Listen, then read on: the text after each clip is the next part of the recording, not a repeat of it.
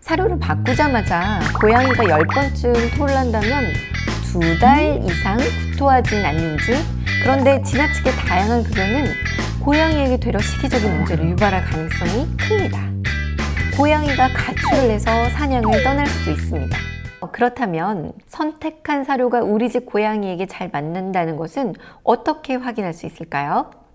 일단 다음과 같은 점들을 확인하면 좋습니다. 구토나 설사를 하지 않는지, 눈물이 늘어나거나 피모가 거칠어지거나 몸을 가려워하지 않는지, 체중이 늘거나 줄지 않는지. 사료를 바꾸자마자 고양이가 10번쯤 토를 한다면 누구나 이 사료가 고양이와 맞지 않다는 생각을 하게 되겠죠. 하지만 고양이는 사료와 관련해 나타난 소화기 문제가 만성적인 경과를 취하는 경우가 더 많습니다. 때문에 8에서 10주, 쉽게 말해서 2달 정도는 고양이를 관찰해서 고양이가 한 달에 2번을 초과해서 2달 이상 구토하진 않는지, 변이 지속적으로 무르거나 설사를 하지 않는지 관찰하는 것이 필요합니다. 시기가 잘 맞지 않는 경우는 소화기 문제만 유발하는 것이 아니라 피부로 나타나기도 합니다.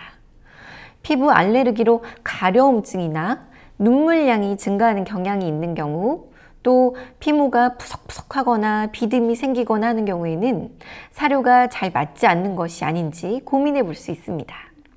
이런 경우 단순히 사료 회사만 생각할 것이 아니라 그 사료에서 주로 사용한 원료, 예를 들어 닭고기를 먹었을 때에는 위와 같은 증상들이 있었는데 연어로 바꾸었더니 문제가 개선되었다. 이런 식의 데이터도 중요합니다. 문제가 있다고 생각되는 원료는 증상이 충분히 안정될 때까지 2개월 이상 기피하였다가 증상이 완전히 안정되었을 때 재노출해 볼 수 있습니다. 이렇게 재노출, 자극, 프로보크에 대해 증상이 다시 유발된다면 고양이가 해당 시기 항원에 알레르기를 가지고 있는 것으로 판단하고 배제할 수 있습니다. 고양이에게 적절한 사료를 찾았다면 이 사료로 평생 급여하면 될까요?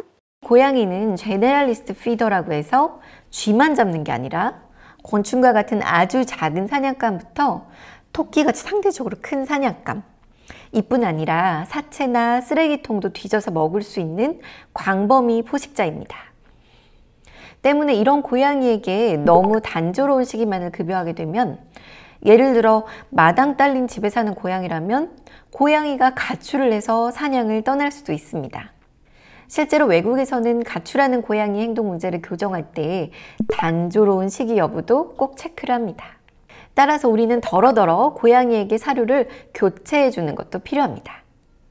이제는 많은 집사분들이 알고 계시듯이 A 사료에서 B 사료로 교체할 때 A 사료가 똑 떨어진 시점에서 아예 B로 전환하는 것이 아니라 점진적으로 교체하는 것이 안전합니다. 통상적으로는 4에서 7일 정도에 걸쳐 전환하게 되는데 이 과정에서 위에서 배운 문제들이 발생하지 않는지 체크해 봅니다.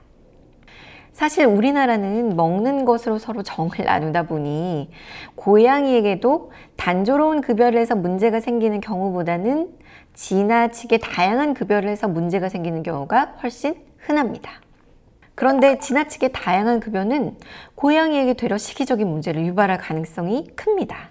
사람의 경우로 비추어 봐도 아침에 일본 음식을 먹고 점심에는 중식, 저녁에는 양식을 먹었다가 다음날 아침에 태국 음식을 먹는다면 과연 속이 편안할까요?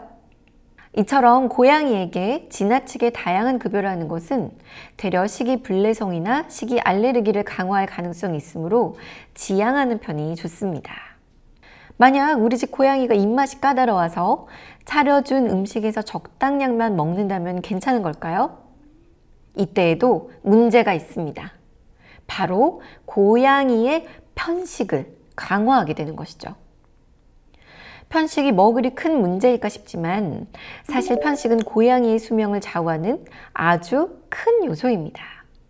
사람도 그렇듯 고양이도 노령이 되면 신부전, 간질환 등 다양한 질환에 걸리게 되는데 이때에는 대부분 염분, 단백, 인 등 일정한 성분을 제한한 시기를 급여하게 됩니다. 문제는 이러한 제한 시기들이 그다지 맛이 없다는 것입니다. 사람은 어렸을 때 심각하게 편식을 했다 하더라도 나이가 들어 질환에 걸리면 입에 쓴 약도 들이킬 겁니다. 하지만 고양이는 이 즈음에는 몸이 좋지 않기 때문에 식욕이 떨어지고 원래 먹던 맛있는 음식도 그다지 내켜하지 않습니다. 이미 노령의 고양이를 돌봐본 경험이 있는 분들이라면 이미 한 번쯤 이런 상황을 경험해 보셨을 겁니다.